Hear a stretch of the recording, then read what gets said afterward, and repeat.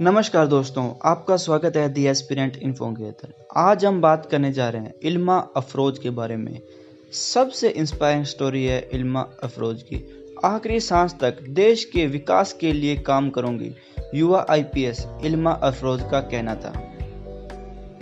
नवयुक्ति युवा आईपीएस अधिकारी इल्मा अफरोज कहती है कि आप सबसे कमजोर व्यक्ति के बारे में सोचे जो सबसे ज्यादा पिछड़े गांव में रहता है, और फिर अपने आप से पूछे कि क्या आपके काम या किसी फैसले ने उस व्यक्ति की आंख से आंसू पहुंचे हैं। यही जीवन को देखने का मेरा नजरिया है।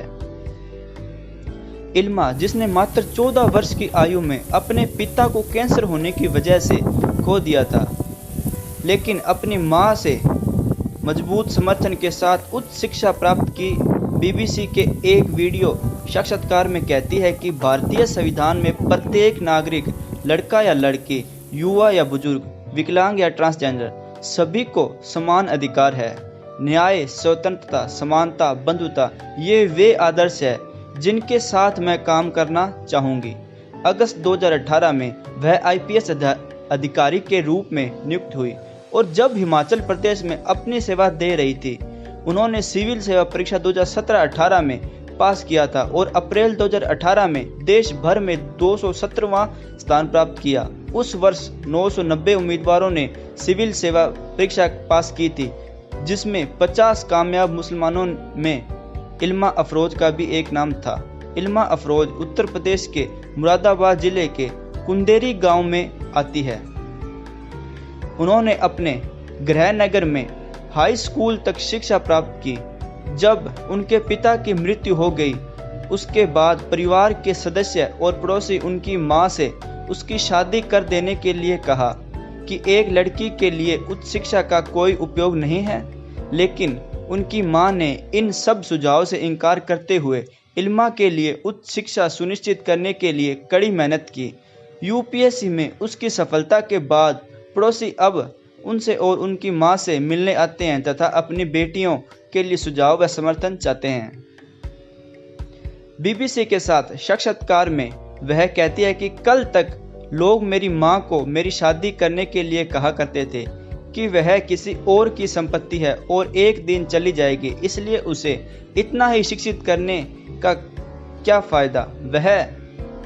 अब वही लोग अपनी छोटी बेटियों के साथ मेरी मां और मेरे पास आते हैं और हमें उन्हें आईपीएस बनाने के लिए कहते हैं। मैं 10 साल की थी जब मेरे पिता को कैंसर होने का पता लगा। जब मैं 14 साल की हुई तब मेरे पिता का निधन हो गया था।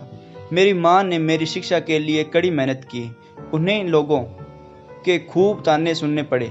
वह कहती है कि हमारे समाज में क्या होता है, अगर कोई लड़की अपने पिता को खो देती है तो उसके परिवार, रिश्तेदार और पड़ोसी दहेज के लिए पैसा जमा करते हैं और उसे 2 कपड़े में विदा कर देते हैं।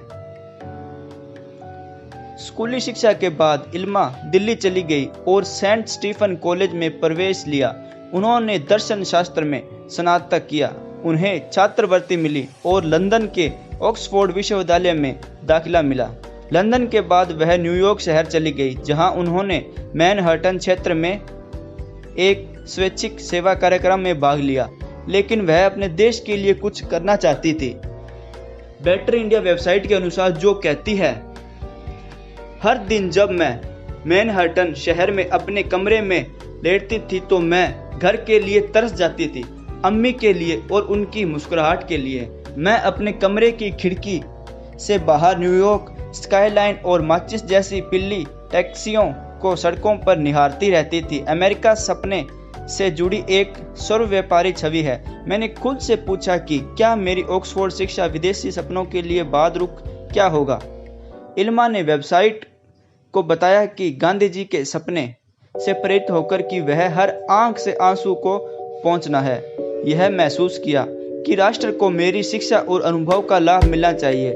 मैंने गांधी जी के सपनों को पूरा करने के लिए अपना कुछ करना चाहा।